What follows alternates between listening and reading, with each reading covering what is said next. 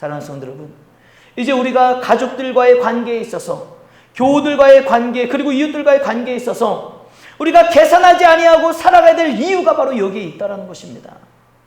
내가 하나님의 구속사에 쓰임받는 하나님의 자녀요 성도가 되어야 되기 때문에, 할렐루야, 내가 계산하지 않아야 될 이유, 예수님을 닮아가야 될 이유, 여기에 있다는 거예요. 여러분, 우리나라 이혼율이 세계 1등이라는 것은 뭐 이제 말하지 않아도 다 알고 계시지 않습니까? 그렇게 죽고 못 살겠다며 결혼할 때는 언제고 이제 와서 이혼을 하는 이유가 뭐겠어요? 내 계산에 맞지 않으니까. 살다 보니까 이건 아무리 계산기를 두들겨 봐도 이 사람하고 사는 게 이게 계산에 맞지가 않는 거예요. 네가 나한테 이렇게 했으니까 나도 너한테 이렇게 하는 거야. 이게 계산적인 삶이잖아요. 그렇죠? 내가 계산하는 것들을 여러분 멈춰야 된다는 것을 잊지 마시길 바랍니다. 우리가 계산하고 따지다 보면은요, 이혼할 수밖에 없는 거예요. 계산하고 따지다 보면 절대로 나는 손해볼 수 없기 때문에 이혼이라는 결론에, 인생의 결론에 도달할 수밖에 없는 겁니다. 그러나 여러분, 이제 우리 모두가 모든 계산하는 것들을 멈추는 저 여러분 되길 주님의 이름으로 축복합니다.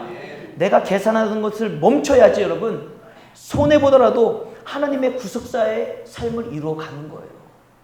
내가 손해보는 이유, 내가 계산하지 않는 이유, 예수님이 하나님의 구속사의 역사의 인물로 사용되셨던 것처럼 이제 나도 하나님의 구속사에 쓰임받는 인물이 되어야 되기 때문에 우리는 계산하는 것을 멈춰야 되는 거예요.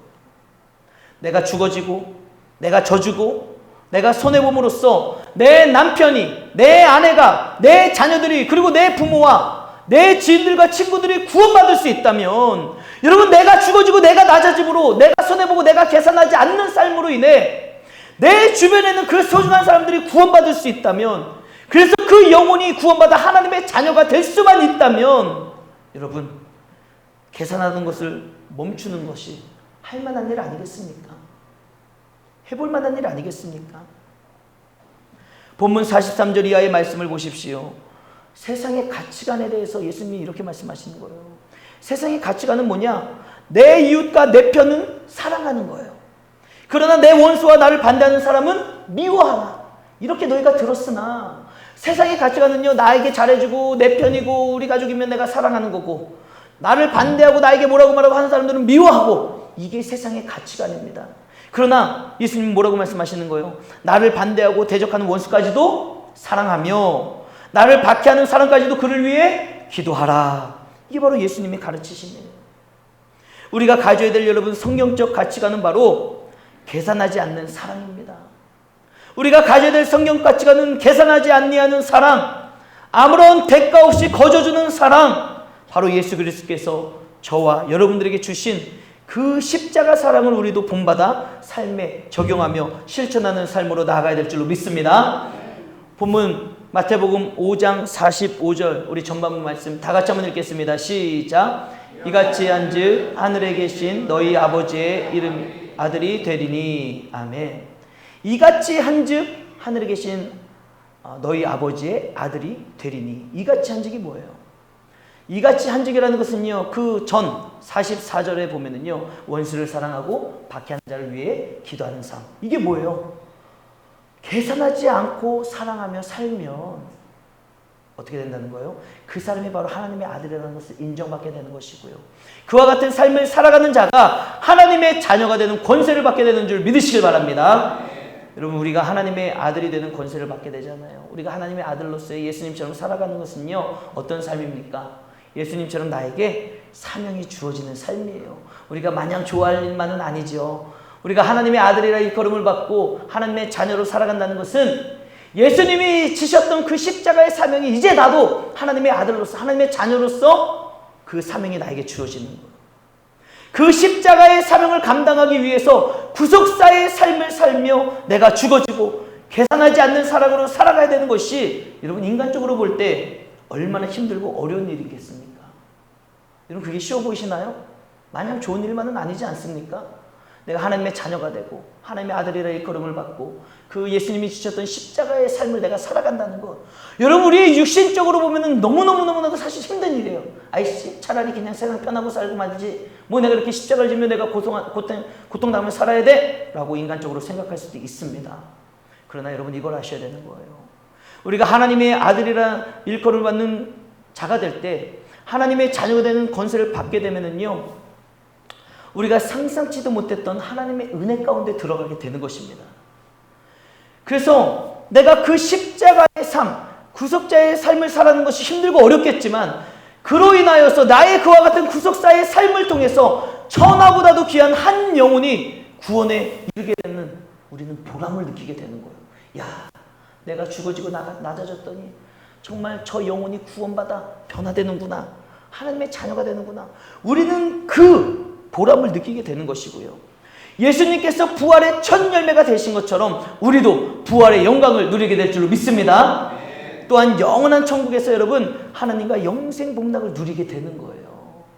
이 땅에서의 잠시 잠깐의 삶은 내가 예수님처럼 십자가를 지는 것이, 구속사의 삶을 사는 것이 힘들고 어렵겠지만, 내가 계산하지 아니하는 십자가 사랑으로 구속사의 삶을 살아가면 예수님이 부활하신 것처럼, 예수님이 영광을 받으신 것처럼, 예수님이 영원한 천국에서 하나님의 우편에 앉아 계시는 것처럼, 우리도 동일한 하나님 아버지의 큰 은혜를, 영생 복락의 은혜를 누리는 역사가 일어나게 될 줄로 믿습니다.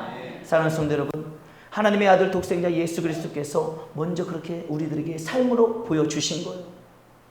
그의 삶으로 보여주시면서 우리들에게 아무런 계산하지 말고 너희들도 십자가의 삶을 살아봐 라고 우리들에게 말씀하시는 것 아니겠습니까?